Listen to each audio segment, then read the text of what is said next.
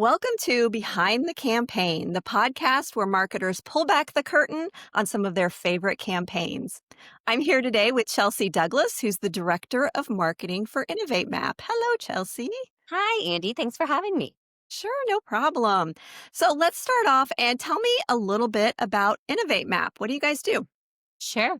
We are a product experience and go-to-market partner. We are based in Indianapolis, Indiana. We've been in business for over 11 years, and we serve our clients all around the world. We really are making sure that whether you need to map the right product direction, scale your market experience, evolve your brand and market, we are the partner that you want to lean on to do that. Very good. Now, you guys recently did a rebranding. Tell me a little bit about that. Yes. So as a product and go-to-market partner, one of the services we offer is rebrands. And so we're working with companies each and every day to help them identify their brand. Is it the right visual identity? Are they using the right words? Are they reaching the right audience? And so that was a pretty eye-opening experience to run that process on ourselves. Like I said, we've been in business for around 11 years. We work predominantly in the tech space. And within that industry, companies and brands are changing constantly. There's new logos, there's new ICPs, there's new this, new that. And so the market had evolved around us. We had grown up. And so it was time really to turn that process, as we like to say, turn the mirror inward, drink our own champagne, taste our own medicine, whatever cliche you want to use there. But yeah, it was kind of a aha moment, I think, for several of our executive team that's been here since the start to say, it's time. We've grown up, the market has changed around us, and it's time that we run this process on ourselves. So you ran the process on yourself that you typically run with clients. So did that give you any sort of like aha moments that now maybe you're shifting how you do this with your clients? Yeah, I think it gave us all a greater sense of appreciation. Sometimes it can be really hard to hear that, your baby, your company does not look how it should. It doesn't sound like what it should. It's not wearing the right clothes. And that can be difficult to hear, but I think that's one thing that we really leaned into throughout this process is collectively as a team, we have joke, centuries of experience in the product experience and go-to-market world. And so we knew that in order for us to get the best result possible, we had to peel back the curtain, and we had to be brutally honest with ourselves because that's what we ask of our clients. And so I think I think we're already a pretty empathetic group and we know what it's like, but this gave us an entirely new perspective. We were really lucky with the team that was leading the rebrand internally. Some of them were a little bit newer, and so they had some fresh perspective. They didn't have all of the baggage, so to speak, as to, the first decade of business. And not that there was anything bad, but it just needed something. We needed to be able to take a step back and really say, we always tell our clients, take an outside in approach instead of an inside out. And so that was really something that was hard, I think, at first, to be perfectly honest with you. I think in the first few brand concept meetings, it was met with a lot of, well, that's fine. That's okay. It was almost like our bar was too high, if you will, but we never lowered it. And I'm really proud of us for sticking through the process and learning a lot along the way. I assume that there was a lot of brainstorming that went into this process. I have been in many of those types of brainstorming meetings where, back in the day, I'll say, Yeah. we would all get together and, in a room with whiteboard and markers and sticky notes and, toys and stimulate our brain about brainstorming and all of that stuff. How do you guys at Innovate Map structure your brainstorming process, and how do you do that now with the way that we live and we're all on Zoom? Yeah. No, that's such a fun question because that was one of the most fun parts of the process was getting to brainstorm. We are lucky, in the sense of a lot of our team is based here in Indiana. But we did, we pulled in some Zoom adaptations, if you will. One thing that we do here at Innovate Map is we do a lot of brand insights and market landscaping. And so that was really crucial for us to set ourselves up to brainstorm on the right foot. I think sometimes a brainstorm is overwhelming, especially with a rebrand, because it's like, where do you start? What are you even looking at? What should you even be considering? And so we went through a pretty lengthy process with some key stakeholders outside of Innovatemap as well as inside the team. And so our research team led that process. And so really, when we got to brainstorm as the client team, so to speak, we had a great understanding of what are we already saying about ourselves? Where do we as a team want to be? Where do, some of our key audiences see us? How would they describe us? And so that really set us off on the right foot for brainstorming. One of the things I love about our brand design team and the process that they run is that we really lean into identifying our archetype, our brand archetype. And so for us, that was a really fun process to go through. What does Mike Reynolds, the CEO, think? And what does Chelsea Douglas, the director of marketing? We're both coming at it from a different lens. And so to meet in the middle and find where we all land on as a company, not just as individuals, but as a company, what is our brand? That part of the brainstorming process was really fun. I specifically remember one exercise we did was based in architecture. And so we had a screen full of tiny squares of different architecture visuals, and we started out with exterior, and let's pick the house that you think that Innovatemap would build. And then we went into the interior, and let's design the interior of this house of Innovatemap. And so that was, as I was in it, it's, you're designing a house. You're picking out, do you want a front porch or do you want an open walkway? But then once you kind of apply that to how the brand lands, it's how welcoming are you? Are you warm? Are you more modern? And so that was really cool to see how we kind of came from these picking random squares of houses that we like and don't like into part of our brand identity. There's so much that I wanna touch on what you just said. The first one is, you mentioned research, and I love that you did that because I think so many companies kind of skip that step and they just kind of think anecdotally, like, well, here's what I think our customers want without doing that research piece. Or they think they're too small of a company and they don't have the resources to do research. How does Innovate Map utilize research and what's your kind of approach with that? Yeah, I mean, similar to all of the points that you just mentioned, Annie, that's why it's so crucial. Because if you don't really start out with foundational knowledge, you're kind of just guessing. And at that point, you're taking a really big bet on a brand that only you and your team have decided that this is what our audience wants.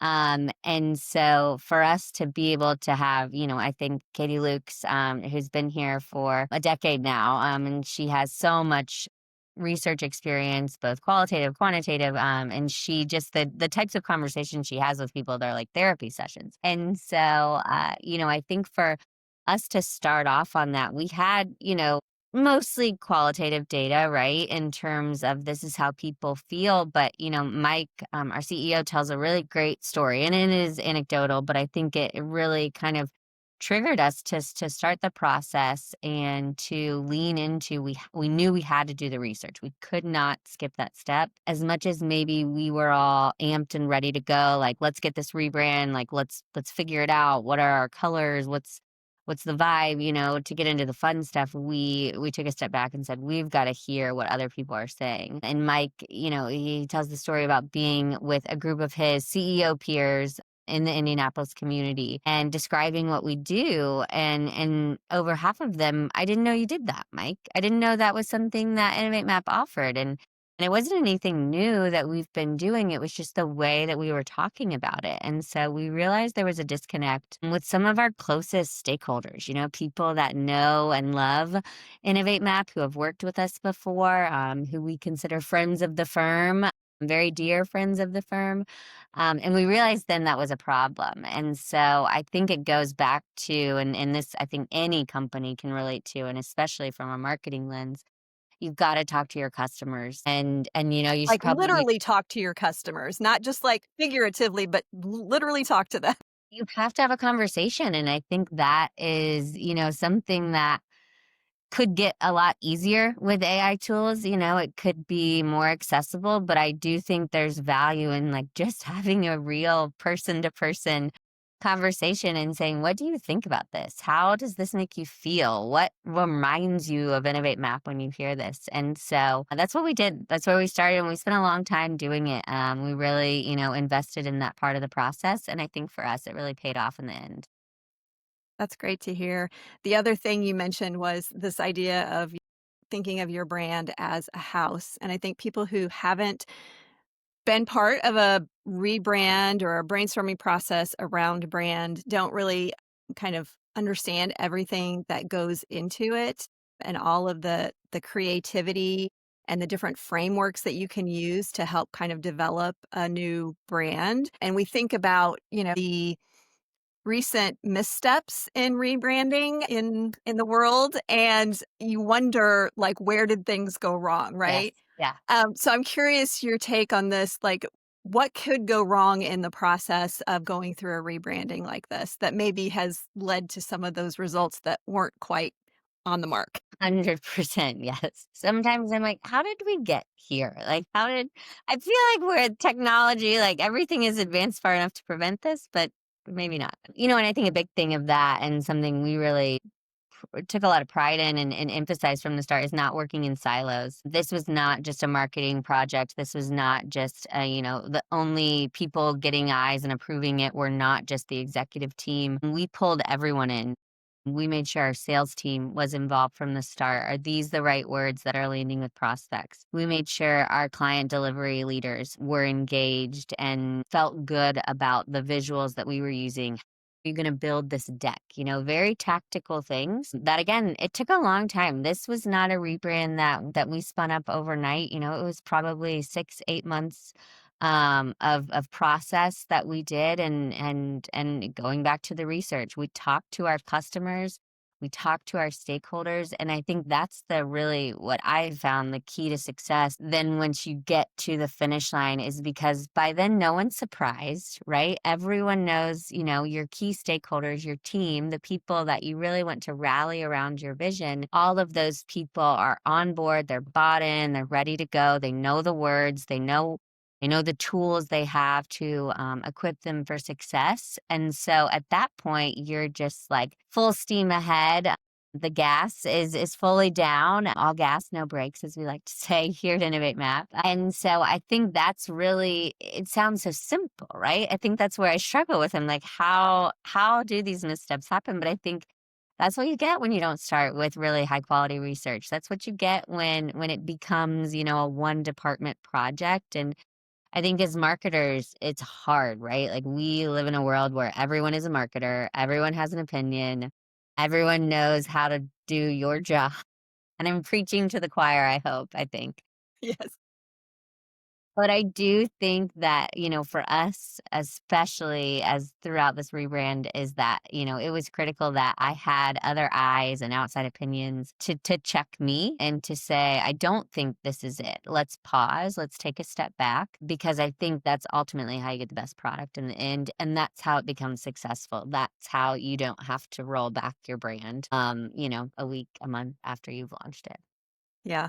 I always tell my students, because as you know, I teach at the MBA level marketing management, and I always tell them marketers in any organization have to be the most collaborative in the entire company because, like you said, you have to work with all of these different functions within the organization to make sure that you are, hitting all of the right notes because you are, in most cases, the most outwardly facing to your customers, except for maybe sales, but, in a general sense. And sometimes I'm not sure that they believe me, but maybe they will now after they hear this. I'm not the only one saying this. Yeah, it is definitely a lived and learned experience, but it's critical, I think, to any marketer's success. And it also, I think for me, it brings a layer of, enjoyment that I don't think other people maybe get because I do get to work across the board with different team members. I'm constantly learning more outside of marketing, newsletters and social posts. I'm learning about product experience and what's the foundation of this go-to-market strategy. And those are things that I wouldn't get if I didn't have to take the time to really understand what my teammates are doing and the product that we're selling. As an agency, we are working our people is the experience that you get out of that. And so really leaning in and highlighting our people requires me to learn and listen. And that has been overwhelmingly positive and beneficial for me. And I think that can translate to any company. I think it can translate to any stage of career. As a marketer, one of the most important things you have to be able to do is you have to be able to listen and learn. And so I think that was a fun part of the process for me throughout the rebrand. I 100% agree. That was one of my favorite things to do as well is to, meet with other teams and you learn like little nuggets. You can pick up little nuggets of information that you can then use in your marketing Yes, going forward, even if it's not, something related to the exact topic that you're talking to them about. They might say something and you're like, that would be a great idea for a social post or something like that. And so I think it's just having that breadth of knowledge of everything that's going on along, around the company can lead to great marketing initiatives. 100%. Yeah. Could not agree more. So we know that change is hard, and this was a big change, a big rebrand. How did you manage expectations? Did you have detractors? How did you kind of manage that? Yeah, yes. I am very type A to begin with. The bar was high. Like I said, as a creative agency, we are already setting the bar really high for our clients, for ourselves. And so I knew that from the start that quality of work was never going to be sacrificed. And so really just being super clear, being over communicating everything that I could, both to the key stakeholders in the project as well as the entire team. That's something that I think has really helped us as we've launched our rebrand. I'm looking at all of our team engagement. Externally, that shows up as thought leadership on LinkedIn, but internally, it shows up as I haven't seen one use case of our old deck being used. And that's a big win from a marketing lens, right? I didn't delete them. I promise they're still out there on the cloud somewhere where someone can find them. I think that's really a key to success is taking the extra time and making sure that you cannot assume anything. I mean, that's a life lesson, right? But especially in a rebrand, you cannot assume that anyone knows where to find this asset. What day is this going out? How am I talking about this? How should I be explaining this? When should I be using this tool?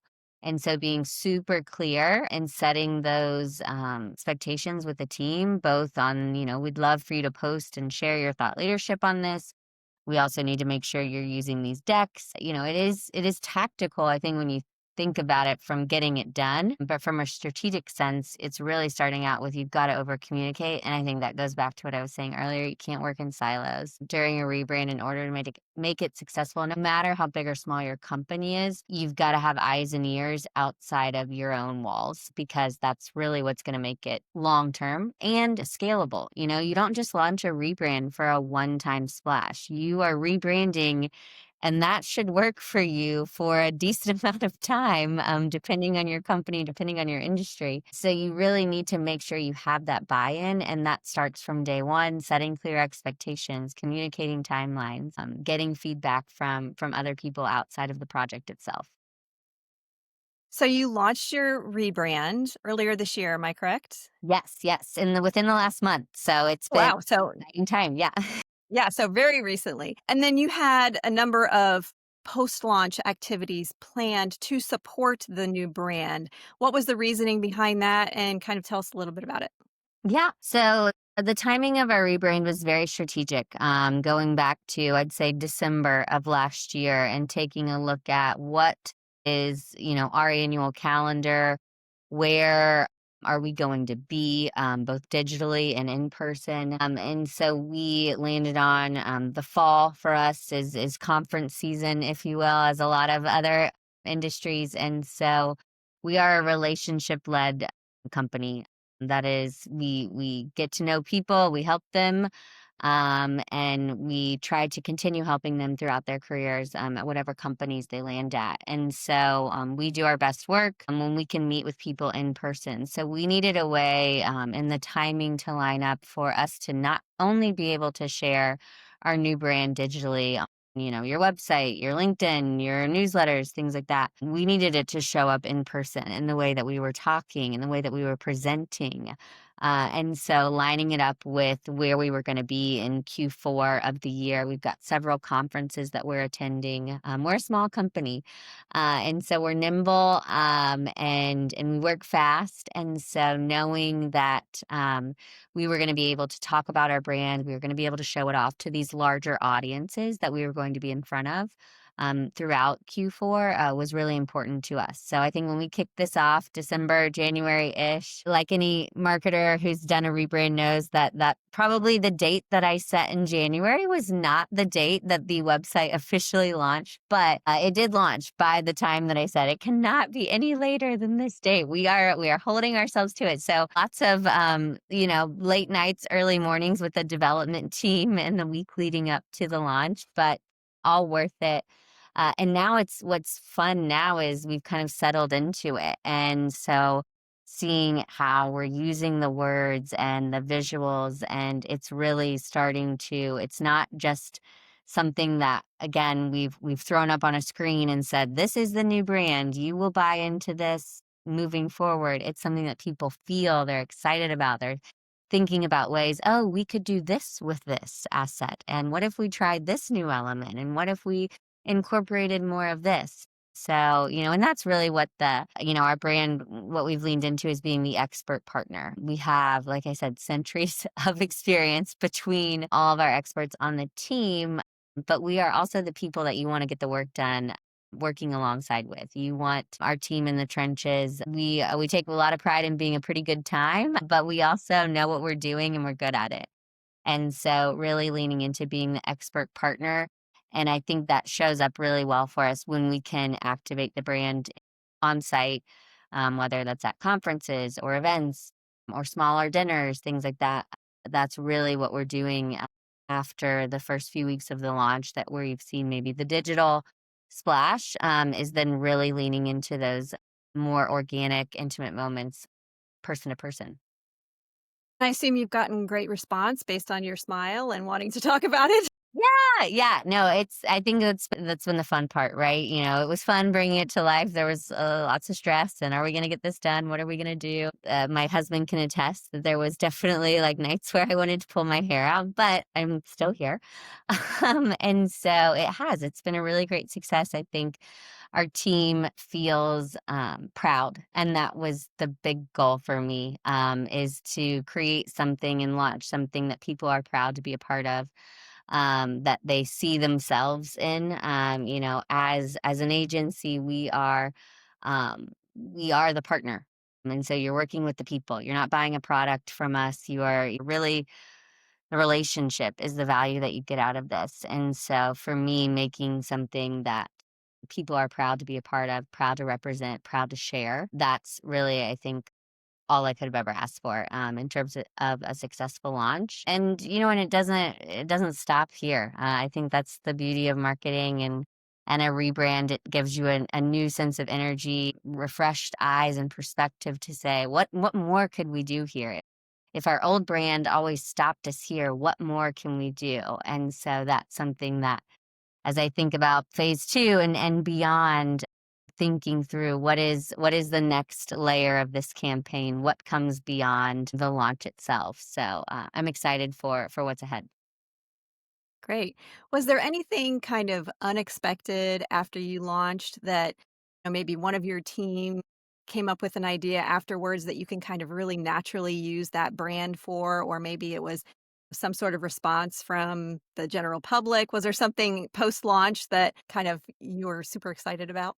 Yeah, I think that one thing that we didn't intentionally lean into pre-launch was this idea of running our own process on ourselves. But in a world where I think, we're all a lot more in tune with what it means to be vulnerable and what it means to be a genuine and authentic human, that's one area where I've really been pleasantly surprised with the feedback of how cool that this is what you all would do with a client and you did the same thing on yourselves. You didn't, you bore it all and you said, okay, we're not where we want to be.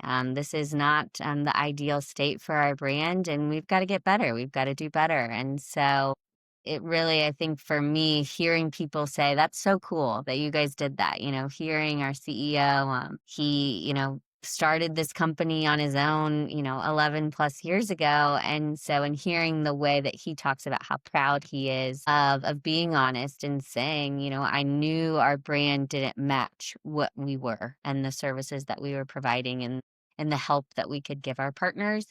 And so, really, I have been overwhelmed by just the amount of feedback that people. I appreciate how honest you guys have been. I appreciate that layer of not trying to say, everything was perfect. Look at us. It was just time for a fresh look. It wasn't. And so I think that makes me excited for marketing and in general, marketing and branding as out in the wild, if you will, that people are appreciative and proud of being authentic. I just had a conversation with someone from our team who helps our partners to think about how they build their brands. And, one of the things he said that really stuck out to me was that you have to risk being human in today's age. With all of the AI tools that can make it so easy to build a logo, to come up with your tagline, brands who will stand out are the ones who risk being human and who take the time to identify their audiences, who do the research, who lean into what does their house look like. And so that's something that I'm proud of. I think we took the right steps. We invested the right amount of time and we did it. We stayed true to ourselves throughout the entire process. I love that quote. You have to risk being human. I can see that being a quote that a lot of people use these Yes, days. yes, yes. There's something to be said for walking the walk and talking the talk. I assume that running your own processes that you use with your clients on yourself would be something that you would recommend?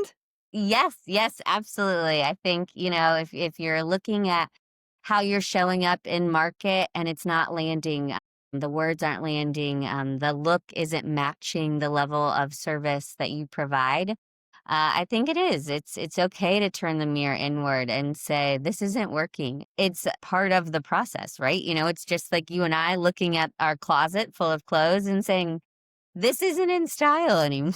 This isn't. I mean, I can't wait another decade or two for this to come back. Although I am a little upset that I've gotten rid of all of my military green jackets that appear to be the it jacket this fall. But I think it's normal, it's natural, it's nothing that any company has done wrong, right? I think sometimes we as marketers can take on a lot of pressure to everything is perfect. Look at how we look and really kind of take that on personally.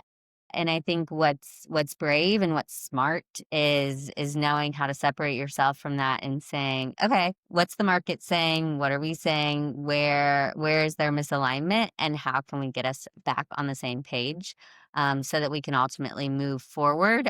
Because if not, you're going to be playing catch up for the foreseeable future, and no one wants to be on a hamster wheel for that long. So, So, what I'm hearing from you is start with the research, talk to your customers, collaborate across the organization. I think those are all great tips to take away from your process here, what that you've done. And I appreciate you coming on and talking to me today. hey, I'm so glad to be here. It was great to talk about the process, kind of therapeutic to look back on it now that we're on the other side of what I would call success. So I appreciate you having me, and hopefully, it was helpful to another marketer out there who's going through it or thinking about going through it. Maybe I should add therapist to my job Yes, title. I think so. I think so.